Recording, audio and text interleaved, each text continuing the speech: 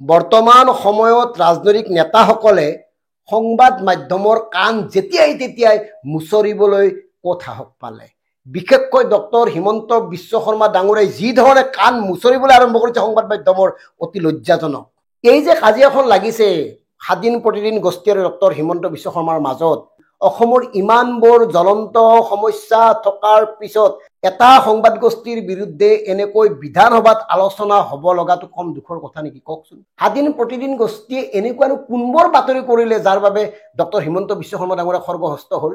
মুখ্যমন্ত্ৰী ডক্টৰ হিমন্ত বিশ্ব শৰ্মা ডাঙৰীয়াৰ পৰিয়ালৰ যি ভূমি কেলেংকাৰী, মানে কৃষি ভূমি কেনেকৈ উদ্যোগ ভূমিলৈ ৰূপান্তৰ কৰিছিল, এই গোটেই তথ্য সহকাৰে কেলেংকাৰীবোৰ পোহৰলৈ আনিছিল, প্ৰস্কাৰন্তেহে আনিছিল। মুখ্যমন্ত্ৰীৰ পৰিয়ালে কৰা এটা কামৰো মুকলিকৈ প্ৰথম পৃষ্ঠাত বাতৰি পৰিৱেশন কৰিব নোৱাৰা প্ৰতিদিন গোষ্ঠীৰ বিৰুদ্ধে খৰ্গহস্ত হোৱাৰ কোনো প্ৰয়োজনে নাই মুখ্যমন্ত্ৰী ডাঙৰীয়াৰ। আৰু এই কাজিয়াখন কেৱল দেখাত, ভিতৰা মতলবটো বেলেগ হ'ব পাৰে, মানে বিষয়বোৰ কৰবাৰ পৰা কৰবালৈ লৈ যোৱাৰ এটা কৌশলে, তাতকে একো নহয়। কাৰণ হিমন্ত বিশ্ব শৰ্মা ডাঙৰীয়াই ইলেকশ্যনত জয়ী হৈয়ে, মানে মুখ্যমন্ত্ৰী হৈয়েইতো তেওঁৰ ঘৰলৈ গৈছিল।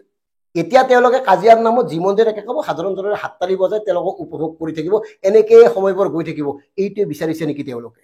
মুখ্যমন্ত্ৰী ডাঙৰীয়াই প্ৰায়ে কৈ থাকে যে তেখেতে অসমৰ সংবাদ মাধ্যম চলায়। হয়, চলায়। এই কাৰণে চলাই, চাওক, নিজে চিন্তা কৰক। 2021 চনৰ পিছত, অৰ্থাৎ ডক্টৰ হিমন্ত বিশ্ব শৰ্মা ডাঙৰীয়াই মুখ্যমন্ত্ৰীৰ দায়িত্ব পালনৰ পিছত চৰকাৰী বিজ্ঞাপনৰ নামত অসমৰ সংবাদ মাধ্যমসমূহক প্ৰদান কৰিছে 370,15,13,697 টকা। চিন্তা কৰক, 370,15,00,000, 1 কোটিত 100 লাখ, এনেকে 100 কোটিত 300 কোটি দিছে অসমৰ চেটেলাইট চেনেল আৰু বাতৰি কাকতসমূহক।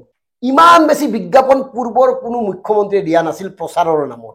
আনহাতে এই কাকত গোষ্ঠীসমূহে, বাতৰি কাকতে হওক বা চেটেলাইট চেনেলসমূহে হওক, তেওঁলোকে কেনেকুৱা এটা স্থিতি অৱলম্বন কৰি আহিছে আপোনালোকে নিজে মন কৰক। 2024 চনৰ লোকসভা নিৰ্বাচনৰ পূৰ্বৰ কাকতবোৰ যদি চায়, বিশেষকৈ অসমীয়া প্ৰতিদিন কাকতখন যদি চায়, তাত এনে কি সাংঘাতিক এক্সক্লুচিভ বাতৰি আছিল যাৰ দ্বাৰা বিজেপিৰ আচল সত্যবোৰ সাধাৰণ জনতাই জানিছিল। বিজেপি চৰকাৰখনে 2016, 2019 যিবোৰ প্ৰতিশ্ৰুতি দিছিল অসমত আহি, অমিত শ্বাহকে ধৰি আপোনাৰ নৰেন্দ্ৰ মোদীকে কওক, এটাওতো পালন কৰিব পৰা নাই।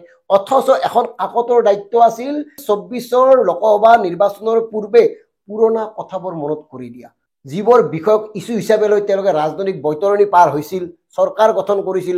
অথচ চৰকাৰ গঠন কৰাৰ পিছত সেইবোৰ বিষয়ক বুঢ়া আঙুলি দেখুৱাই দিলে।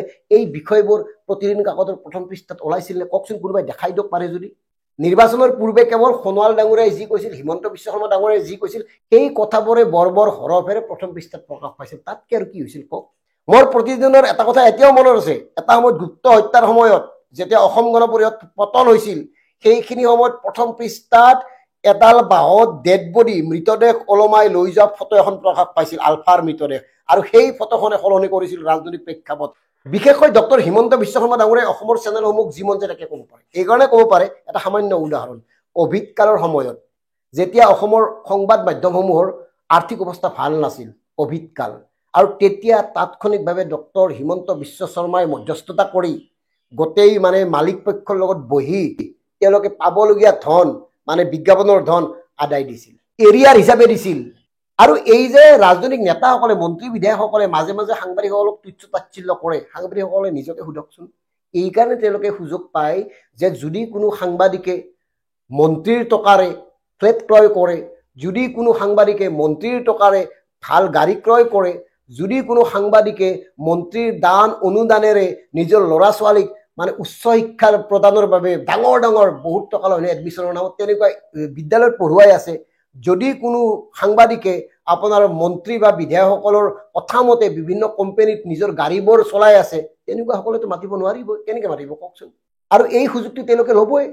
যেতিয়া মন্ত্ৰীসকলক ধন্যমত আড্ডা দিব ৰাতি দুপৰলৈ সাংবাদিকে, যেতিয়া সাংবাদিকৰ অন্নপ্ৰসন্ন বা বিভিন্ন সৰু সুৰা অনুষ্ঠানতো মন্ত্ৰী মুখ্যমন্ত্ৰী উপস্থিত হ'ব, উপহাৰ পাব, তেনে সাংবাদিকে এওঁলোকৰ বিৰুদ্ধে কি লিখিব, কি ক'ব, নিজেই চিন্তা কৰক।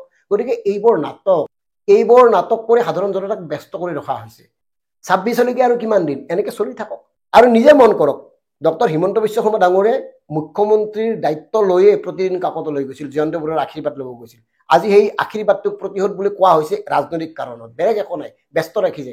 আৰু কেইদিনমান পিছত যাব, কাৰণ তেওঁলোকে যি কয় তাকেই বাতৰি কাকতত মানে স্যাটেলাইট চেনেলবিলাকত প্ৰচাৰ হয় সেয়াই সত্য বুলি সাধাৰণ জনতাই বিশ্বাস কৰে এনেকৈ চলি আছে সাধাৰণ জনতাক সঁচা কথাবোৰ সাধাৰণ জনতাক আচল কথাবোৰ সাধাৰণ জনতাক অদৃশ্যৰ অপ্ৰিয় সত্যবোৰ এওঁলোকেতো নজনায় এতিয়া চাওক একদম স্পষ্ট কথা সিন্ডিকেটৰ বাতৰি কিয় বাতৰি কাকতত নাই কওক চাৰিওফালে সিন্ডিকেট কয়লা সিন্ডিকেটকে ধৰি বিভিন্ন সিন্ডিকেট চলি আছে মনোৰঞ্জন তালুকদাৰ বিধায়ক তেখেতে স্পষ্টভাৱে কৈছে কোনখন গাড়ী কিমান লয় কংগ্ৰেছৰ বিধায়কে কৈছে অখিল গগৈ কয় লুৰিণজ্যোতি গগৈ কয় অথচ তেওঁলোকে ক'লেহে মাজে মাজে নিউজ হয় নিজে অনুসন্ধানমূলকভাৱে কোনো বাতৰি নকৰে কিয় আৰু এটা কথা ৰৈ গৈছিল কৈ দিছো এই মাজতে যে নজৰুল আৰু তুলসীক ধমকি দিছিল পীযুষ হাজৰিকাই ঠিক তাৰ পিছতে বিজ্ঞাপন কেন্দ্ৰিক এখন মিটিং জয়ন্ত বৰুৱাৰ প্ৰতিষ্ঠানত পীযুষ হাজৰিকাৰ অধ্যক্ষতাত অনুষ্ঠিত হৈছিল এই তথ্যখিনি দিছিল গতিকে নিজে চিন্তা কৰক আৰু কথাবোৰ অলপ নিজস্বভাৱেও ভাবিবলৈ আৰম্ভ কৰক সংবাদ মাধ্যমে যি কয় মন্ত্ৰী বিধায়কে যি কয়